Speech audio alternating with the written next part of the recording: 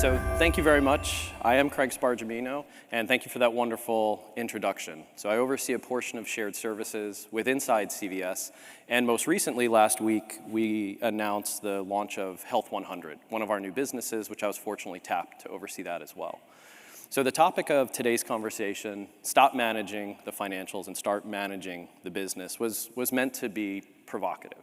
I think at this point, in where we are in our journey as finance professionals, we heard a lot from speakers today talking about we're at an inflection point. We're advancing technology, we're advancing AI. How do we keep up with this? So why this topic for today? And it's because there is a lot going on in the industry. There always has been, but now the rate of change does at least appear to be accelerating. So what are we going to discuss? We're going to discuss what I think are some interesting anecdotes, some data that I've come across, survey responses that many of you likely participated in. And then we'll get down to the heart of today's discussion, which will be something I wanted to try today, and it's a very tactical view as to how to think about driving your finance organization forward. And I'd love to hear from you guys, especially at the end of the conference, like, was this tactical view, this framework that you can leave here with, was it helpful? Because I know for me, if I'm taking time away from my family, my friends, from work, I really want to come back from one of these events with something, whether it's a new friend or colleague, or the ability to drive something, bring a nugget of information home that I can make change within my organization. But don't take my advice as a CFO. I've spent more of my time in strategy, transformation, general management, and facing clients than I have in a pure finance role. So I went through my LinkedIn profile and I decided to come up with what's been the composition of my career and the hats that I've worn. This was the best view that I can come up with. But what you'll see is a percent of my career has been in each one of these major disciplines. And I bring that up because at one point, I was once one of your stakeholders. As a strategy lead, you're an incredible partner. You helped forecast the business unit's 3-year P&L. In operations, you reviewed and approved my workforce planning model, making sure that I was staffed to take on a new client. As a client lead, you helped prepare my spec sheet. You helped make sure my whole portfolio hit the margin watermark or waterline that we needed. And then in transformation, you also helped me to better understand what are the targets that we need to hit for our company. And as a general manager, you're an incredible finance partner, making sure my books are always closed on time and accurate. But there are areas that we can work on together. As a strategy lead, how can my finance partner help to better understand the market headwinds and tailwinds and how they trace directly to the P&L? As I work with my operations partners today, how can I help them invest in a technology that'll improve their customer net promoter score? Working with the client teams, how can I, given my broad exposure across the company, help to identify capabilities that we have today that can help a new client we're onboarding? And then in transformation, this is one I'm particularly, this one really kind of hits for me, is that a framework that will help to understand, yes, the target may be a large layoff of 10, 15, 20,000 people, but how can finance help to drive a framework that says, I can go from 10 or 20 down to 5, because we can really hit this non-labor spend that's not critical to the company. And by the way, the 4,000 or 5,000 people we need to depart with, we have incredible severance packages because we made it work on the financials. And then as a general manager, how can we be the right hand to that leader to help them lead the business? And that's really why we're discussing this today. So if you don't mind, I'd love to get a perspective from each one of you. As you go through the list of options, select as many as you like. There's quite a few. This is for what do you have in your office today that you could email out that your team created, that helped to create. So this is a very tactical view of what do you potentially have in your office today. And we'll use some of this data later in the conversation.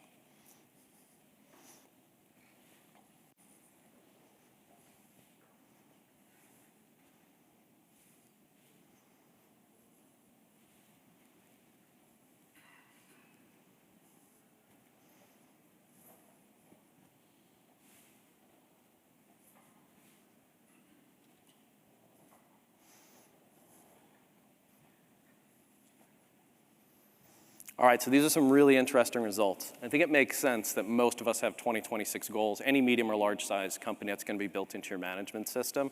The second one, is it actually pegged to employee performance and compensation? 41% is a little higher than where I thought we'd land, but very good news. A multi-year strategy, about half the room has a multi-year strategy in their office, which I think is exceptional. 18% on what your team could explain. We'll talk a little bit about that. Lower percents on strategic imperatives and execution plans. I love to see how big we're going on finance-related projects. And some really interesting data we'll talk about later on. So you can move on to the next. So this study was actually quoted by one of the speakers earlier. It just came out on Friday. So what Anthropic is saying here is it's going to be really hard to read the words on the page, but this blue indicates how much AI can do today within this occupational category. The red indicates how much AI is doing today. So what did we see? Finance, computer, legal, the most heavily impacted. On a different study, 28% of respondents shared with KPMG that they believe that up to 80% of today's finance activities will be automated and AI-enabled. I actually do agree with them, and I love the separation, the difference between automation and AI-enabled. That's a really big distinction. And as you're on your journey to drive greater value and operational improvements within your office, that's a big distinction to understand as we think about bringing our data, our information, our systems together, and then more layering AI-enable on top of it. AI will not be the panacea to some of our data issues or our big ERPs, but it will be an incredible analytics tool that's live today to help better understand what's taking place inside your business. 51% of CFOs told PwC that retention and skill shortages are the top 3 barriers to delivering on their finance strategy. We've heard a lot about this over the last 2 days as people have discussed and asked questions about how do we continue to develop our teams. 50% of CFOs also tell Gartner that their finance leadership teams need a significant or complete overhaul. This one struck a chord with me. This is probably one of the few times I've ever been frustrated going through a survey. I don't get frustrated looking at surveys. I'm a very data-driven person. But in my mind, those 50% are not in this room. Because if you've gotten to a point in your career, and if you've been managing a team or that same team for a few years, and we get to the point to say we need to overhaul it, it means you really didn't have a plan. You didn't have a long-range plan that was backed up with a roadmap. Now, within any of our multi-year strategies, you will typically have a resource development plan.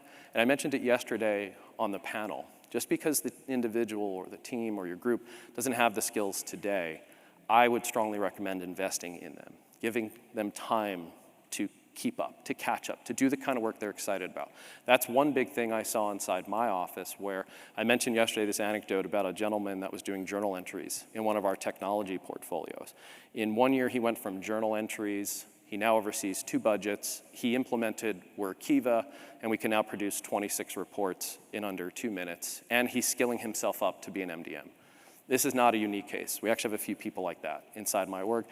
His just really sings because he was a senior analyst, and now it's completely changed his career trajectory. So my guidance is continue to develop your people. You will find gaps that you do need to hire for. You should start thinking of shifting your hiring in some case. Like I loved some of the comments from Augusto 2 days ago and Marcus yesterday. Marcus in particular highlighted he hasn't really changed how he hires. Hire people that are inquisitive, that want to learn, that want to do more, and what I think is one of the most important, and drive and deliver accountability. That is one of the best skill sets you will ever find. AI is new. There are very few actual resident experts, and as Augusta had mentioned, continue to hire those people that have that lean into the business, because traditional finance operations, like that block and tackling, bringing data down, that is going away. So treat your team like a chessboard, hire where you have big gaps, but really focus on developing your talent, because these are the people that are both loyal to the organization and then also, I think, have the greatest chance of being truly impactful. Like I mentioned, what we in finance is capable of and will do is going to change. A lot of that work that some of, like members on my team, that are really proud of their abilities to navigate our systems, to do that really heavy-duty finance ops that I critically need on my team, that work is going away. 70% of CFOs told Gartner they're now shouldering responsibilities beyond finance. I'm sure many of you in the room, similar to me, where I have to wear multiple hats, even in my CFO role, this resonates with. As we continue to go up that value curve, and the value of our work is based upon the decisions that we make, we get thrown into far more strategic projects, launching new businesses, supporting enterprise campaigns, or work with inside our own offices. Our value to the organization is going to continue to be better decisions. As we automate a lot of those foundational layers, the value that we as leaders provide today is our ability to make decisions. But as that work starts to reduce and we bring our teams along with us, it's going to be not just our ability to make better decisions and to measure those outcomes, but that decision making will continue to permeate through the ranks in our organization as we lean on them differently over the next few years, as we may have historically. So what can you do with this information? So this is when we're going to get into the more kind of tactical way of thinking about a multi-year plan. So let's orient you to this overall view. This is what I call finance modernization. This is something that I've actually built inside my organization. So going on that vertical axis, I call that financial management. That's essentially going up the value curve.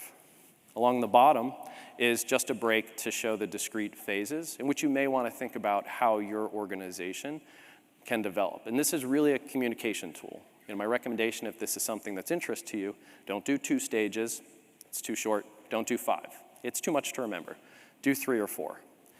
The data that you see here is the percent of domestic and international large companies across industries and where they are on this value curve. So I commissioned a study a few years ago as I was working on big T transformation. This was more for like a GBS, Global Business Services, but for my framework and today's conversation and what I use in finance, I kind of pulled out what was important from a finance perspective.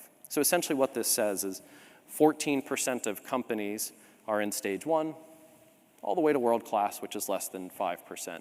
And this data is not precise. It's actually surprisingly complicated to better understand where a company is across their entire ecosystem. But I think the data makes sense. Right on the tail, it's a small number. Most of us are in the middle. And then you have a very select few that are termed as world-class. And what we're going to do today is go through each one of these stages. Stage 1, we'll start off first. So strong foundation. Again, we think there's about 14% of companies are here. What I'm going to call out below this graph are activities, deliverables, artifacts that I think of as important, that I see are typically gapped inside an organization and may resonate with you. It's certainly nowhere near the full spectrum of capabilities you'd want your office to have. But as you build your foundation, management system playbook. I have found far too many groups don't have, even more advanced groups. But that, if you're not familiar with that vernacular, it's one of the biggest wins you can have in your company as you establish how you're going to operate.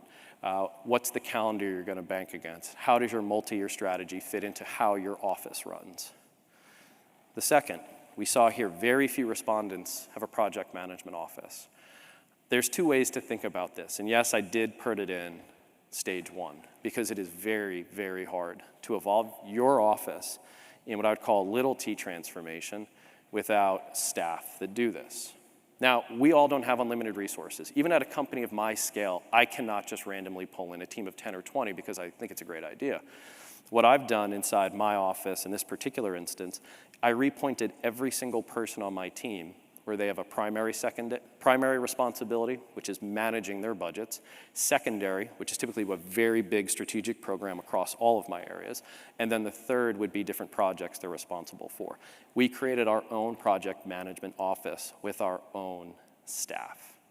It has been one of the biggest wins in all of it's part of like my playbook when I take over an area. It's one of the biggest wins I've had to date, and it has cost me nothing. I would strongly recommend if you don't have one, that's really worth investigating. If you have a really, really large organization, I would recommend dedicated project managers, dedicated PMs, but still repoint your people. The people that will be the most successful delivering are those that have the most to gain from the project, which are typically your staff. OpEx and CapEx investment tracking. Now, to some in the audience, like, of course we do this. But every company tracks CapEx on their programs. But how many people here track OpEx at the program level? How many are measuring ROI of OpEx-only investments? Here, we saw it before in some of the data. How many companies have a multi-year strategic plan? If you don't have a plan in your roadmap, it's really hard to energize a company, your staff, and your people around execution. And it's particularly hard to create an employee development plan if you don't have a multi-year strategy that points towards what your end game is. So like as an example, in my multi-year strategy, we actually have what I call additional service lines or capabilities we're adding to CVS. But some of them are going to take a few years. We just don't have the capability today. But the employee development plan started in 2025 to get them there.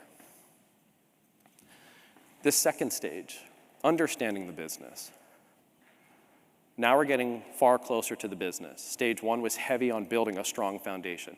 If you don't have a strong foundation, it's a lot of rework and it's a lot more time to move up this curve. The moment you have that strong data layer, that strong foundation, strong process, the easier all of this can get. Extensive program tracking. What do I mean here? This is the double click that I mentioned before on OpEx and CapEx tracking. How many teams know the start, stop, and the major milestones of a program being delivered? Do you know the outcomes? How does it impact the business, your employees, and your customers? That's the level of detail that hopefully your team can get to, but you have to build process and controls around it. What we do in my office, we joke, nothing happens through osmosis, nothing happens because you hope it will. Hope is not a strategy. So we put processes around all of this. Automated financial reporting. This has been one of the biggest time savers for us. And this does not necessarily mean a huge ERP overhaul or spending $100 million to get all your systems to talk to one another. We use Workiva, actually. We assessed a number of different applications, and we landed on Workiva. Why? Because Workiva can be the bridge to any data that we have. The gentleman I mentioned before, he's now my MDM on it. He's a non-technical. And we've saved, I mentioned it yesterday, we saved 96% of our time producing reports just with this solution alone. And now I have a single data layer in which to work with. One of the biggest wins you can do is getting your teams out of the systems and closer to your clients. Finance and ops data reporting.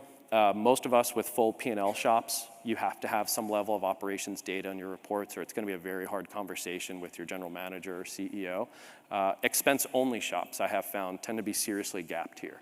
To better understand what is the output of an expense-only shop, how does it impact the business? But this is, if you haven't gotten into it, it's a great place to start pulling in that ops data. But you do have to get a seat at the table, which is why I recommend this multi-year plan.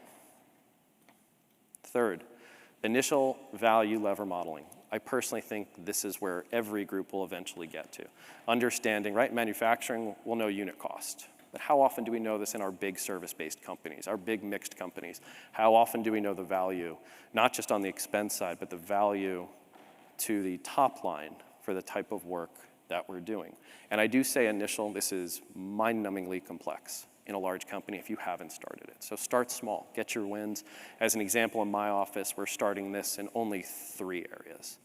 And we're doing it in a way in which that particular group will have a demonstrable benefit to the company, which is why we're doing those 3, versus others that are a little bit larger, more static. This is in our developing areas.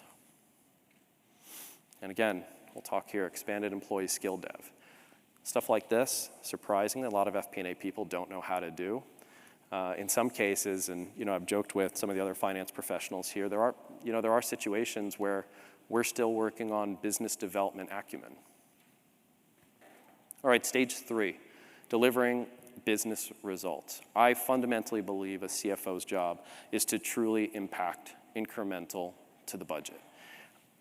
As we saw in our prior 4 phases, my humble opinion is if you can nail this one, you are differentiated in the market, in your company, compared to other companies. And some of the items that I'd recommend here, this is really, really hard to do. but it is possible. But fully automated management reporting, right? So that's our operations data. If you're in healthcare like me, that's clinical data, outcome data. We're talking troves and troves of data and systems to navigate through. But that's the journey we're on. I'm confident we will get there. Maybe not across all of operations, because that's such a large lift given all the areas I oversee. But with Sun Groups, by late 26, I should be fully automated on my what I call management reports, especially in the expense-only areas. Outcome-based analysis, right? We're getting closer to the clients. We're helping with decision-making. We're getting more granular than simply indicating, here is the impact of this, here is the impact of that. It's a true outcome-based analysis, and it's typically forward-looking. Now we're getting into the really advanced stuff. Value lever modeling across your organization. True investment management. So, right, we started with CapEx, OpEx. We then got into project level. Now, how do we trace this to the top, to shareholder return? How do we know the outcomes and the value of the work through to the top of the company? Strategic program execution. We saw that stat before, about 70% of CFOs do more than just their day jobs. I think the best leaders, I see this inside my company, I've seen it in my own profile, is that once you've got a well-oiled machine running and you're on your path, you get asked to do a lot more. And it may be with a finance lean, it may be non-finance lean. In my teams, we actually drive projects in the areas in which we support, and then I get typically pulled in for the enterprise projects, or as I mentioned before, to help kick off a new business. So this is what we'd consider world-class. Now, the tricky thing about world-class is the crew that's in here, if we come back in 2 or 3 years, they'll be like, no, it's like stage 2, stage 3. This crew is always tip of the spear and showing what can take place within inside an organization. Value-based strategic planning, very complicated to do right. How do you stitch together your entire organization and trace the value through the type of work that you're doing? And can you get the executive team to make decisions based upon your models, your guidance, and the decisions that you are attempting to levy? TSR-linked value lever modeling, I mentioned it before. Can you trace your work to total shareholder return? Total shareholder return isn't that complicated at the segment level. You can even do it at the business level with a few months of hard work and a bunch of really, really intelligent, economists and data scientists. But can you do it to the area that you oversee? Can you do it into the business, to the shared service team? Client-linked decision-making and outcome analysis. Again, we're getting closer to the clients again. Can we as finance professionals, Augusto actually mentioned this in his talk, how he was getting involved with the clients. Can you in finance impact not just the pricing sheet, but the product selection? Can you impact what we're capable of doing with our clients? And can you help to project that outcome? Not just within your area, in your local portfolio, but can you show how that impacts the overall organization so you're helping move investments and the company forward? And then this last one, new capability and services deployment. Again, I do believe that the CFO's role is to be the right hand to the general manager. So can you help your company deploy new services, capabilities to the market, and within your own finance function? So this is at least how I think about the 4 stages of going up. We'll call it the value curve. And each one of you will be in a different spot in your journey, and you may have some alignment as you see this. You may say, you know what, this really resonates. And others, you may say, you know what, I don't think that's right for me. But my guidance, my recommendation to you is, if this isn't something that you've done before, it's a value, create your own. Create the one that works for you and your company. And I'll leave you with one last framework. So the way to think about this framework, EX, employee experience, CX, customer experience, BX, business experience. Now, how many of us have looked at a spreadsheet, right? Like, you can visualize. It's a spreadsheet, and you'll see product, project, whatever it may be. You'll see a vertical column, and it will talk about value. Now, in finance, a lot of the columns that I see are always financial value. It is, did we save $1 million? Did we grow top line by 5? What was the margin impact? But how often do I see, what is the contextual or quantitative impact to the customer? Same for employees. So if you're pretty good at this, and you're good at, and this is a transformation framework that I've leveraged and brought into finance.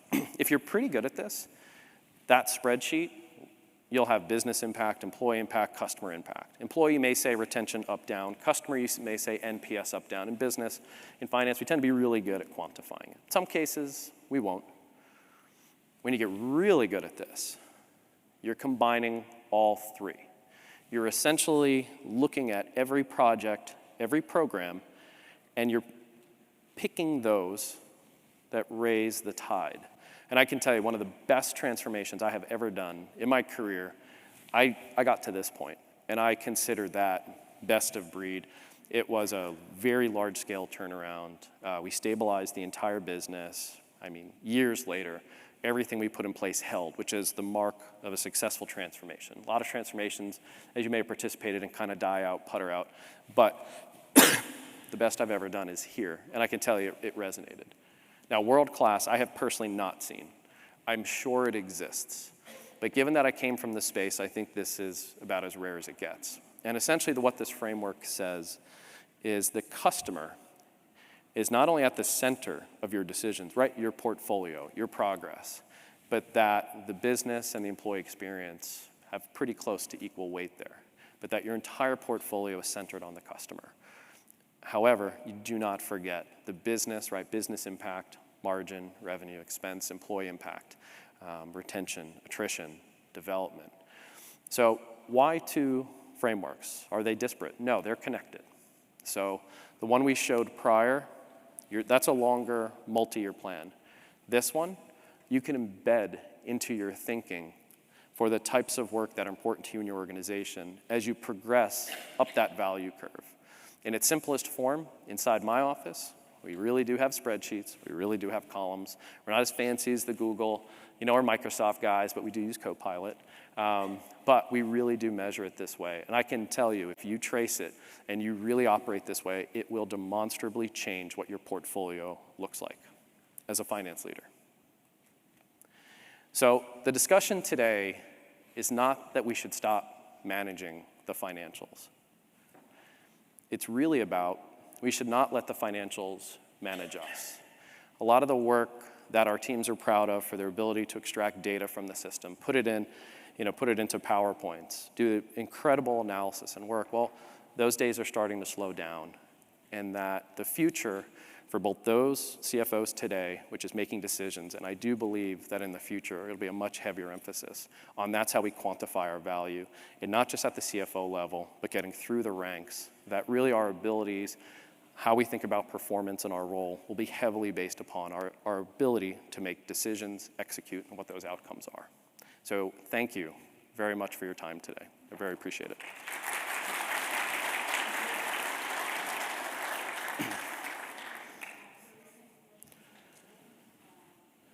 Your hand and the mic is going to be brought to you. Any questions for Craig? And then also for anyone that is interested, I have essentially a larger multi-year strategy framework. I've templated it out. For anyone that's interested, if you just reach out to me on LinkedIn, I'd be happy to share with you. The two frameworks I showed today are embedded in the multi-year plan, but if you're one of those where you may not have done it before and a framework would help get you started, happy to send you that template and shell. Just send me a note on LinkedIn with your email address and I'll pop it over to you. I have a question for you. Please. So first of all, it was a very clean presentation, very well structured. Thank you for that. Of course. The one thing that I wanted to call out, because it was very important in the stage one where you presented the playbook. Yeah. That's so critical in organizations to have a playbook when you start a transformation. But one thing that I wanted to ask you in terms of people, change management, how do you manage through these transformations, change management? Anything that you can comment on that? So that's a great question. So you can imagine when I took over this office about 1.5 years ago, and I had a very different profile than my predecessor. So I think my team found it a little nerve-wracking, given my experience. So the first thing that I would recommend when you get on this journey, one of the biggest wins for us, and right, it sounds like a nebulous topic, but build trust, right? So how do you ladder in something as nebulous as trust? Well, you could probably tell, I think, in frameworks and processes. Again, I don't really believe in osmosis or hope as a strategy. So how did we do that? I walked them through what I wanted to achieve in a few years. really soft, big items. We had virtual on-sites, we had physical on-sites, the kind of work they actually hadn't really done before. But what I found was the tipping point is when I showed them on a piece of paper how their careers would grow, how they would continue to develop and build their skills while shuttering a lot of what they were the most proud of. It was that future that I actually found was one of the biggest tipping points. Because what I think can be difficult in a small, medium, or large organization, AI is terrifying our staff right now. Because what are we hearing, right? You hear it from the board, you hear it in the news, these jobs are gonna disappear, right? Every single one of these things talks about productivity. But then you'll hear, well, there's gonna be more work to do. Well, no one believes that until it's on paper. As someone, when I was younger in my career and doing process improvement work, I was always terrified of it too. And what did I learn helped calm my fears? Is when someone said, hey, Craig, here's your next job, here's your next role, or here's how you're going to develop in an organization. That is something that we do in a very concrete way, where if you even looked at our goals. So as part of this multi-year strat, I have kind of a standard play that I do with goals. We actually build our goals from the ground up. That's right, every single person in my organization had some level of input into the goals. And as you get higher up, you had more input. I did not tell them what their goals were. I just told them where we needed to be. And their goals are directly linked to KPIs that we monitor and manage, and is directly linked to their comp package. This more advanced work is how they will continue to grow in the organization, and I'm consistently investing in their development to prove out and to build that trust that you've got a great place here, and this is how we're doing things. Lovely, thank you. Well, thank you, Greg. Another round of applause.